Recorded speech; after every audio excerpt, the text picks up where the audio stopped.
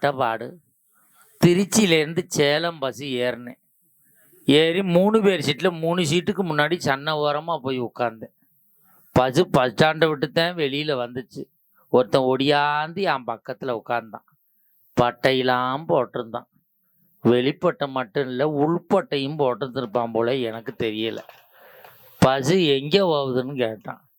சேலம் போகுதுன்னு. அப்படிலாம் போகக்கூடாதே அப்படின்னா. கிரகத்தை கூட்டுறான்டான்னு எந்திரிக்க போனேன். கம்பியோட கேட்டு போட்டு பிடிச்சிக்கிட்டான். உக்காரு.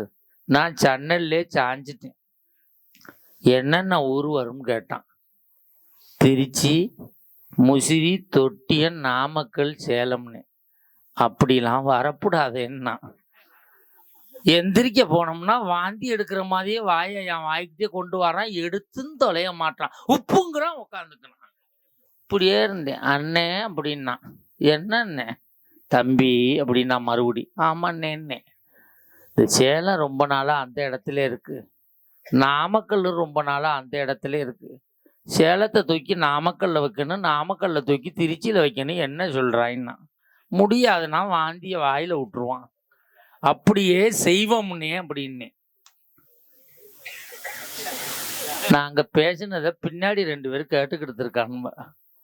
அதில் ஒருத்தன் சொன்னான், முன்னாடி பாடுற 2 குடியார பயிலோ என்னம்மா பேசிக்கிட்டு இருக்காங்க அப்படின்னா.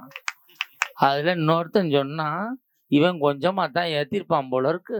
அந்த மூக்கு நீளமாக இருக்கவன் தாண்டா ஃபுல்லாக ஏற்றிருப்பான் போல இருக்கு. இவன் சொல்கிறதுக்கு பூரா ஆமாம் போடுறேன்னா. இப்படி குடிகாரனையும் ஒருத்தி கட்டி குடும்பம் நடத்துறாள்ல, அவ பொறுப்பாவதானே அப்படி பாட்டால்